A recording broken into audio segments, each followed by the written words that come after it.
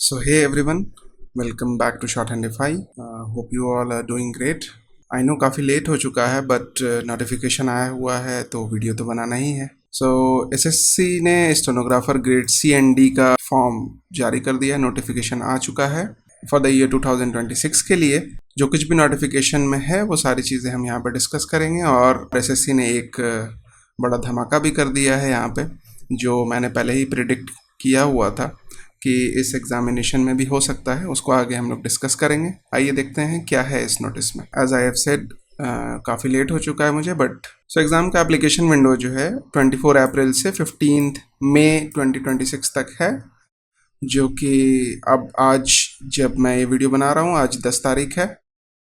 आपके पास 5 दिन ही बचे हुए हैं, यानी कि लास्ट डे का आप इंतज़ार ना करें, क्योंकि ऑब्वियसली टेक्निकल इश्यूज़ आते हैं फॉर्म्स वगैरह फिल करने में, रजिस्टर करने में, तो साइट वगैरह डाउन हो सकती है. तो जल्द से जल्द फॉर्म भर ले जिन बच्चों ने अभी तक फॉर्म नहीं भर रखा है. और फ़ी पेमेंट के लिए जो डेडलाइन आपकी दी गई है वो 16 मई की है.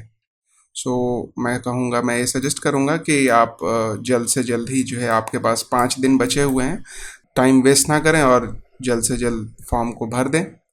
और अगर किन्हीं बच्चों का, हालांकि काफ़ी ध्यान से फॉर्म को भरेंगे आप और आप भरते भी होंगे, बट अगर इफ़ इन केस किसी बच्चे का गलत हो जाता है एग्जामिनेशन एप्लीकेशन फॉर्म, तो करेक्शन विंडो आपकी 20 में से 21 में तक यानी 2 दिन के लिए ही खुलेगी. और टेंटेटिव एग्ज़ाम डेट अभी जो इन्होंने दे रखा है वो जुलाई से अगस्त के बीच में होना है, यानी कि आपके पास प्रिपरेशन करने के लिए सिर्फ और सिर्फ 1 से 2 मंथ है, जिसमें आपको अगर प्रिपेयर करना है तो आपको नोटिफिकेशन में हाइलाइट्स में आ जाएगा.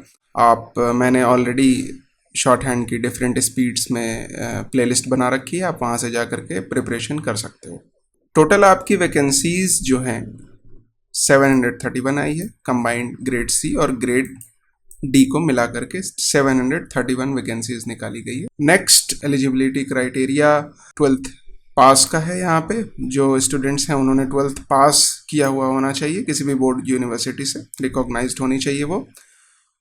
देन द एज क्राइटेरिया यहाँ पे क्या है, ग्रेड सी के लिए जो एज क्राइटेरिया है वो 18 से 30 साल के लोग भर सकते हैं, जिसमें अगर मैं ईयर वाइज अगर मैं आपको बताऊं तो जिन भी बच्चों की डेट ऑफ बर्थ 1996 से लेकर के 2008 तक है वो ग्रेड सी के लिए फॉर्म भर सकते हैं.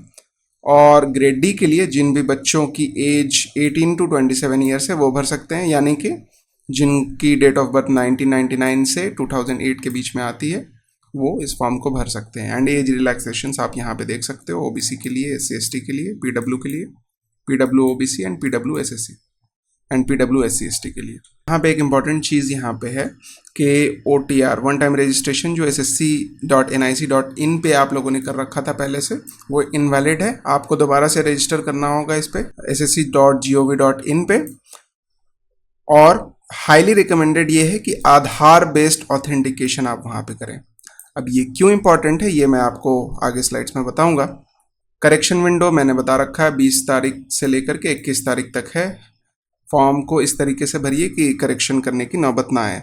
और मैक्सिमम आप 2 टाइम्स यानी 2 बार ही करेक्शन कर सकते हो. पहली बार की फ़ीस आपकी 200 रुपये लगेगी और दूसरी बार की फ़ीस 500 रुपये की. यहाँ पर एक जो मैंने बताया आपको शुरू में ही कि एसएससी ने धमाका कर दिया है. हालांकि जो लोग मुझे फॉलो करते आ रहे हैं, वो जिन्होंने मेरी वीडियो देख रखी है पहले की, उन्हें आइडिया होगा. जैसा कि एसएससी ने रिसेंटली एग्जामिनेशन में एक नया रूल लाया है, जिसमें कि अब आपका सेक्शनल टाइमर आ गया है. आपको मालूम होगा कि स्टेनोग्राफर में 200 क्वेश्चंस आते हैं, जिसमें से आपका 100 इंग्लिश रहता है एंड 50 क्वेश्चंस आपके आते हैं जनरल अवेयरनेस के एंड 50 क्वेश्चंस आते हैं आपके रीजनिंग के. ठीक है, तो general awareness, general intelligence and reasoning के लिए आपको 50 क्वेश्चन करने होंगे 30 मिनट में. ये सेक्शनल टाइमर होगा. यहाँ पे बच्चों को दिक्कत आ सकती है तो प्रैक्टिस काफ़ी जम के करिए. जनरल अवेयरनेस 50 क्वेश्चंस 30 मिनट, ये जनरली लोगों का जल्दी हो जाएगा. और यहाँ पर आप लोगों की क्वेश्चंस को गलत करने के चांसेस ज़्यादा हैं. क्यों? क्योंकि एक बार क्वेश्चंस लगाने के बाद जब आप उसको बार बार रीचेक करोगे तो आप वहाँ पर कंफ्यूज होकर के गलत आंसर्स भी टिक करके आ सकते हो.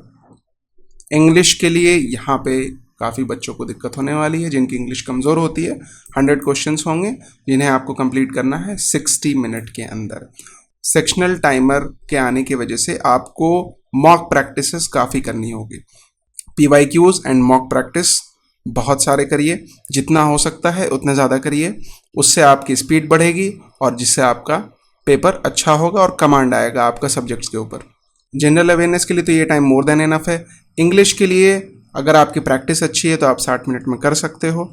जनरल इंटेलिजेंस एंड रीजनिंग में थोड़ा सा इशू हो सकता है जिसको आप सुधार सकते हो बहुत सारी प्रैक्टिस करके। फिर जैसा कि आपको पता है ग्रेड सी के लिए आपको डिक्टेशन की स्पीड 100 वर्ड पर मिनट की स्पीड से बोली जाएगी। ट्रांसक्रिप्शन के लिए आपको 40 मिनट का समय दिया जाएगा इंग्लिश वालों बच्चों को, और हिंदी वाले बच्चों को 55 मिनट्स का।